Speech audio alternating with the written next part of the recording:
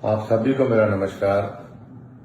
साथियों, आज हम 25 जून 2025 के दौर से गुजर रहे हैं, लेकिन हमें 25 जून 1975 के दौर को याद रखना चाहिए, क्योंकि उस दिन इमरजेंसी लागू की गई, लोकतंत्र की हत्या की गई, पार्लियामेंट की गरिमा को तार तार किया गया, प्रेस की आजादी पर ताले लगा दिए गए, जुडिशरी को बंधक बना लिया गया और जो लोग, लाखों करोड़ों लोग जिन्होंने आवाज उठाई कि लोकतंत्र की हत्या हो रही, उनको जेलों में ठूस दिया गया। और ये क्यों किया गया? ताकि कांग्रेस पार्टी अपनी सरकार को बचा सके। मैं समझता हूं उसकी जितनी भी निंदा की जाए वो कम है, क्योंकि लोकतंत्र में अगर आप इस प्रकार काम करने की बजाय लोगों से, जनता से ही आप जंग शुरू कर दें, तो मैं समझता हूं उससे बड़ी निंदा की बात कोई और नहीं हो सकती।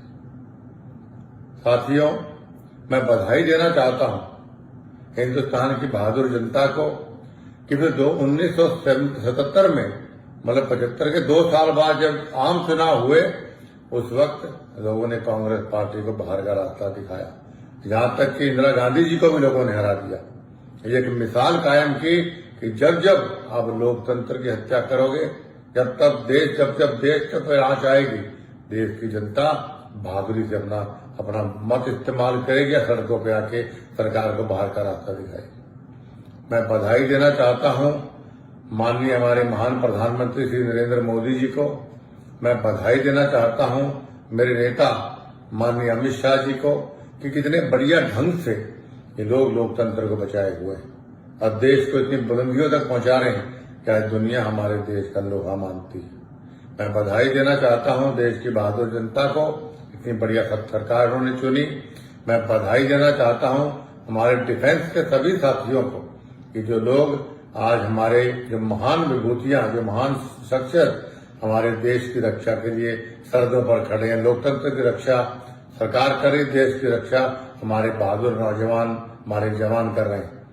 मैं बधाई देना चाहता हूं एक बार पुनः हमारे देश की बहादुर जनता को कि लोकतंत्र की रक्षा के लिए जब जब भी लोकतंत्र पे खतरा हुआ, तब तब आपने जागरूकता का सबूत दिया और एक मिसाल पैदा की है। मैंने शुरू में कहा वीडियो में कि 1975 का 25 जून का दिन हमें भूलना नहीं चाहिए। वो सिर्फ इसलिए कहा कि आप इतिहास से सीख लीजिए।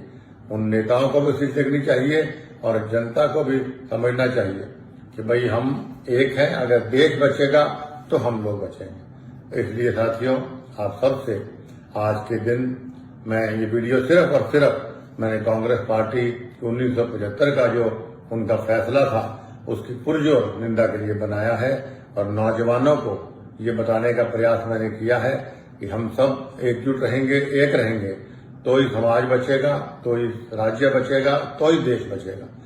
एक बार पुनः आप सबको आज के दिन को याद दिलाते हुए आपसे प्रार्थना करता